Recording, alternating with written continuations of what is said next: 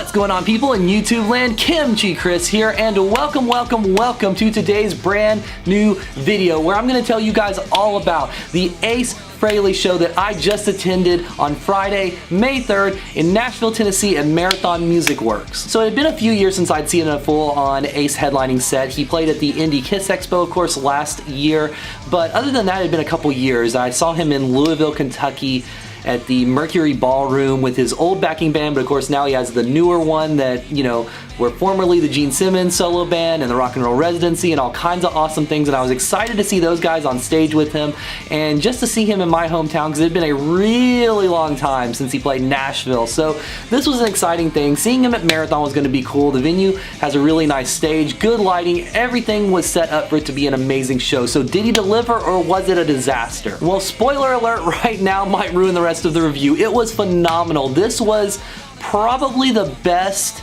You know, I'm not even gonna say probably. I'm gonna say this was the best Ace solo show I've ever seen. The combination of the great backing band, Ace seeming to be in shape and well rested, and just, you know, everything about it was really, really good. It just blew my mind. I really didn't expect it to be as good as it was. I didn't expect it to be bad by any means. Every time I've seen Ace, it's been awesome. Even when other people around me were saying, you know, like, oh, he's sloppy or isn't doing well, I've always enjoyed it. Just being in the presence of Ace and seeing him play all these great songs is always a treat, but last night really blew me away. And why don't we start talking about his backing band? Now, these guys, you saw him on tour with Gene, you might have seen him on tour backing someone like John Crosby, you might have seen him with the Rock and Roll Residency, you might have seen him with the Big Rock Show, you might have seen him with all kinds of things, but these guys are phenomenal. They're all good players, they're good singers, they're good on stage visually. They really enhanced the show and made his set a little bit heavier and just a little bit more modern, if you ask me, which, you know, we want these songs to sound like they did on the records, we want them to sound retro in that sense, but we also want them to sound like a current rock and roll band that's, you know, existing in 2019, and they do a really good job of balancing the original sound with the current sound. Plus, at the end of the day, when you have 3 guitarists versus 2 on stage, it really does make the sound a lot beefier, and it really showed how awesome that can be and how much that can enhance an overall sound for a performance. And naturally, moving right along from the backing band, let's talk about the main attraction. Let's talk about the Ace himself. Now, last year when I saw him at the Indie Expo, he was admittedly a little bit sloppy on stage, but, you know, he was playing with people he hadn't rehearsed with. He had been signing autographs and taking pictures for 12 hours that day. He's an older guy, that's gotta take it out of him. But at this show, he seemed well rested and seemed together, he seemed rehearsed, and he really killed it. I mean, these solos have never sounded so good. He was really amazing on stage. He interacted with the audience. He was typical Ace. He wasn't gonna be up there doing the Paul Stanley-isms, the woo! You know, he isn't gonna do that kind of stuff, but he was exactly what you expect with the audience and was personable and talked and, you know, interacted with people, was throwing out guitar picks just left and right. I got one myself, which I was really excited about, and, you know, he just delivered so well. Anybody that's telling you he's sloppy or bad, I don't know.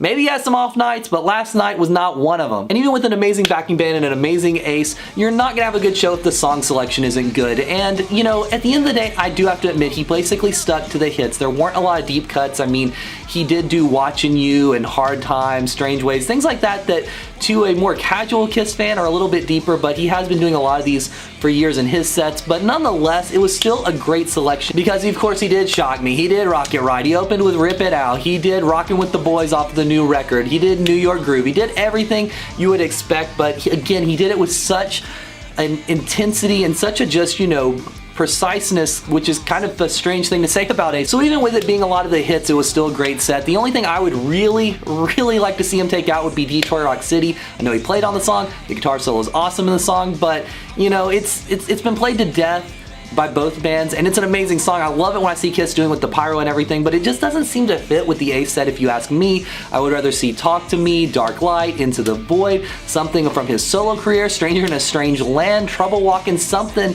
in the place of that song, but at the same time, the audience reacted really well, so who am I to say it's a bad choice, because plainly the audience loves it, so I'm sure that's why it stays in the set. And even with a great backing band, and even with a great Ace, and even with a great set list, all of this would fall flat if there wasn't an amazing audience in attendance. And I gotta say, that place was packed and people were into it. It was a very energetic crowd for a Kiss related show, if you ask me. No, there weren't people running around and moshing and jumping off the stage and all this other craziness, but they were into it. They were moving, they were bobbing their heads. They were honestly more into it than the Kiss shows I'd seen recently. At a lot of those shows, the crowds looked dead and bored, which is like weird to me because you spent all this money on the show. You would think you'd get into it just a little bit. And this show was only $32 and people seemed to really enjoy it and get their money's worth. And on that front, there were a lot of people there. Marathon holds something like 1,800 people, I believe. It's just shy of 2,000, and that place was packed. One of my friends that was further back than me said it looked really close to being a sellout crowd, and that's amazing. When I saw him a couple years back at the Mercury Ballroom in Louisville, that place holds, I believe, like 800 or 900. I know it's under 1,000. And even though it was a sizable crowd, it was not close to sold out even, so it's amazing to see that his numbers have doubled or tripled in that time, and you know, it's just a good thing to see Ace doing good business. I mean, even at the end of the show, his merch table was just like ravished, you know, at the beginning of the night. I ran over there, but I wanted to get a good spot. I didn't want to worry about carrying a shirt all night, but he had like 3 or 4 shirt designs, CDs, records, autographed photos, what have you. By the end of the night, the only thing they were down to was the one shirt I didn't like very much, and a couple autographed photos. So they did really good business on sales there. Apparently even they didn't expect the crowd to be as big as it was, so that's an amazing thing to see from Ace in 2019. So coming full circle here, if you can't tell, this was an amazing show, and I would highly recommend you check out Ace. He's got quite a few dates over the summer and he's killing it. He's absolutely destroying it on stage. It was an amazing show. If you're a Kiss fan, if you're an Ace fan, if you're just a rock and roll fan, you owe it to yourself to plop down the, you know, $30-$40 that his tickets normally are. It's nothing for what you get out of it. I mean, this is rock and roll history on stage, and you know, just like Kiss, he can't do this for too much longer, so it's amazing to see him playing so well into his older age, and I highly recommend you check these shows out. And that about wraps things up, but what do you guys think? Have you been to an Ace show recently? Were you at this show? Are you coming to an Ace show soon? Let me know in the comments below, and if you're new around here, hit that subscribe button, hit the alarm so you get the updates, smash that like button. Those thumbs up go a long way for the channel, and once again, my name is KimchiChris, and I will see you guys on the next video.